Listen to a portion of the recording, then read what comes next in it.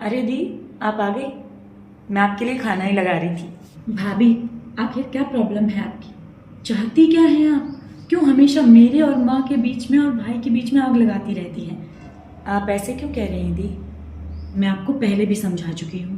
मैं अपना ससुराल छोड़कर आई हूँ, इसका मतलब ये बिल्कुल नहीं है कि आप मुझसे मेरा मायका भी छीन लेंगी। समझिए आप ऐसी बातें क्यों कर रही हैं दी?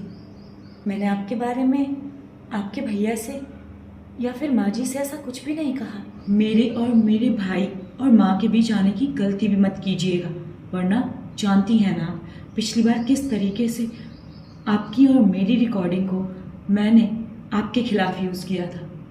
तो ध्यान रखिए, कहीं ऐसा ना हो कि मेरी वजह से आपको भी अपने घर का रास्ता देखना पड़े। सच में दी, मैं सच कह रही हूँ। मैंने आपके बारे में किसी से कोई शिकायत नहीं की। उस दिन भी मैं सिर्फ आपको समझा रही थी। मैं सिर्फ इतना कह रही थी कि मैं भी तो माँ जी के कितने तानों को सुनकर अनसुना कर देती हूँ। कई बार आपके भैया काम की फ्रस्ट्रेशन मुझ पर निकाल देते हैं, फिर भी मैं उनकी बात को समझती हूँ, उनके हालात को समझती हूँ। छोटी छोटी बातों को अगर ना खींचें तो परिवार अच्छे से। प्लीज़ भाभी, मेरे आगे ये भोलेपन का नाटक तो बिल्कुल मत कीजिए। मैं जानती हूँ कि भाई और माँ आपको सिर आंखों पर बिठाते हैं, लेकिन उनकी आंखों पर से भी अब आपके ये झूठे प्यार की पट्टी ना मैं बहुत जल्दी उतार दूंगी। दी, आप ये क्या कह रही हैं? मैं सच में दिल से चाहती हूँ कि आपकी मैरिड लाइफ खुशहाल हो, और अगर आपने अपने ससुराल में कोई तकलीफ देखी है वो आप अपने मायके में ना देखें। इनफैक्ट मैं तो हर कोशिश कर रही हूँ। ओ प्लीज़, आपको मेरे रिश्ते की फिक्र करने की कोई ज़रूरत नहीं है। फिलहाल तो आप अपने रिश्ते के बारे में सोचिए। छोड़िए ना ये सब बातें, ये लीजिए, अब खाना खा लीजिए। वेरी गुड, आपको तो एक्टिंग क्वीन होना चाहिए। मेरे सामने इतनी अच्छी बनती हैं और पीठ पीछे मेरे ही खिलाफ चालें चलती हैं। माँ जी, यहाँ। माँ, आप बस करो नंदिनी। ये कौन सा तरीका हुआ अपनी भाभी से बात करने का? वो तो हाँ, बस खाने की टिप्स लेने आई थी भाभी से, है ना भाभी? हाँ, सब जानती हूँ। तुम यहाँ कौन से टिप्स लेने आई थी अपनी भाभी से? सच कह रही है वो, कुछ नहीं बताया था उसने हमें। वो तो कल जब तू इतनी बहस कर रही थी अपनी भाभी से, तब मैंने और तेरे भाई ने तुझे बहस करते हुए देख लिया था। और उस दिन जो रिकॉर्डिंग तूने भेजी थी ना मुझे और अपने भाई को, वो तोड़ मरोड़ कर, उस दिन भी हमने सब कुछ देख लिया था।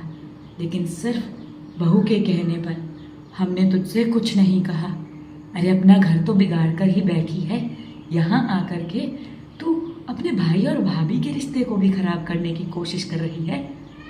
अरे शर्म आनी चाहिए तुझे। भाभी, माँ को समझाइए ना कि ऐसी कोई बात नहीं है। नंदिनी, अपना ससुराल तो बर्बाद कर ही चुकी है, अब क्या अपना मायका भी खोना चाहती है?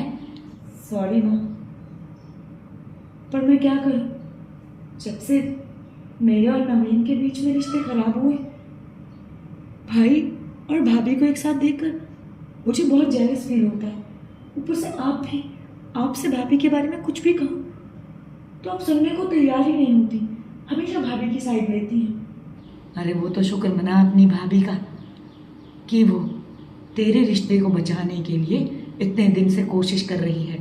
और इतना ही नहीं, तेरे और तेरे पति के बीच में, तेरी सास के बीच में सब कुछ ठीक करने के लिए उनसे जाकर मिली भी है। इतने दिनों से हम तीनों ने मिलकर सिर्फ तेरा घर बसाने के बारे में सोचा है, और तू इसकी सजा अपनी भाभी को ये दे रही है कि तू उसके ही रिश्ते को तोड़ना चाहती है। सॉरी दी, अगर मेरी बात से आपको किसी भी बात से बुरा लगा हो। देर से ही सही, तुझे अकल आ गई, इतना बहुत है। प्रिया, तुम बहुत अच्छी हो जो तुमने अपनी ननद का घर फिर से बसा लिया। हाँ दी, सच में आज शाम को आपके प्यारे पतिदेव और आपकी सासू माँ आपको लेने आ रहे हैं। सच में? माँ, आपने भी मुझे नहीं बताया। थैंक यू भाभी, आप कितनी अच्छी हैं। मैं आइंदा कोशिश करूँगी कि जैसे आप भाई का और माँ का ख्याल रखती हैं, वैसे ही मैं भी नवीन का और अपनी सासू माँ का ख्याल रखूँ।